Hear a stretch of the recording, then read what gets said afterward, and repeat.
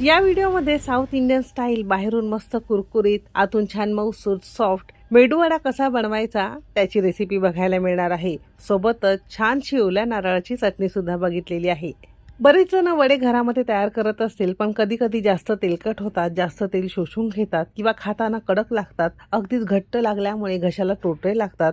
आता या सगळ्या गोष्टी होऊ नये म्हणून काही खास ट्रिक आणि टिप्स तुमच्यासोबत शेअर केलेले आहे। या सगळ्या टिप्स वापरून तुम्ही हे वडे नक्की करून बघा, तर असं हे छान कुरकुरीत खुसखुशीत आणि मऊसूत होतील।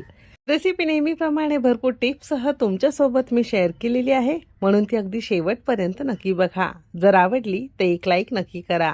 चला तर मग वेळ न घालवता रेसिपीला सुरुवात करूया। आज आपण अर्धा किलो उडीद डाळीचे वडे तयार करणार आहोत, तर त्यासाठी बरोबर 2.5 कप आणि वजनी म्हणाल तर साधारणतः अर्धा किलो प्रमाणात उडीद डाळ 2 पाण्याने स्वच्छ धुवून घेतलेला आहे आणि अर्धा तासासाठी साध्या पाण्यात भिजत घातलेली आहे। खूप जास्त वेळ डाळ भिजत घालायची नाही, नाहीतर वडे तुमचे कडक होतात। ही खूप खास टीप आहे, लक्षात असावी। साऊथ इंडियन लोक सुद्धा याच पद्धतीने हे वडे तयार करत असतात। फक्त डाळ भिजत घालताना साधंच पाणी वापरावं, गरम किंवा कोमट वापरायचं नाही। त्याने तुमच्या या डाळीतला चिकटपणा कमी होतो आणि खाताना घशाला टोटरे लागतात किंवा घट्ट किंवा कडक वडे तयार होतात।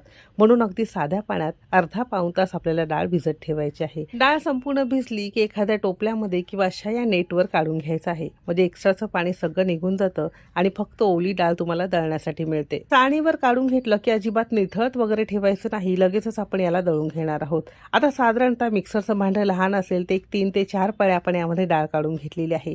मोठं असेल ते 5-6 पळी तुम्हाला यामध्ये घ्यायचं आहे। खूप जास्त डाळ एका वेळेस मिक्सरच्या भांड्यामध्ये घ्यायचं नाही, कारण कसं असतं, वडे कमी तेलकट होण्यासाठी या डाळीला वाटताना अजिबात पाण्याचा उपयोग केला जात नाही। जर पाणी वापरलं तर डाळीचे वडे थोडेसे तेलकट होतात। अजिबात पाण्याचा उपयोग आपण इथे करणार नाही आहोत। पण जर गरजच वाटली तर डाळ भिजवलेलं हे पाणी असतं ना, त्यातलं फक्त एक चमचाभर आपण यामध्ये घालू शकतो।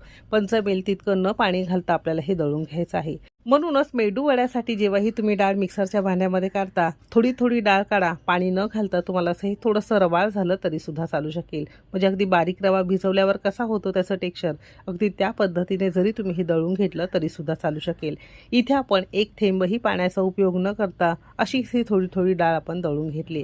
असा हा गोळा करून घेतला की अगदी लोण्याप्रमाणे हा छान गोळा तयार झालेला आहे।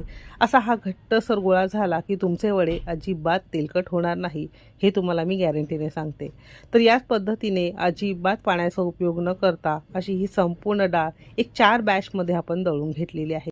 आता हात ओला करायचा आहे आणि एकाच डायरेक्शनमध्ये साधारणतः एक 7-8 मिनिटं ही डाळ आपण फेटून घेणार आहोत। जितकी डाळ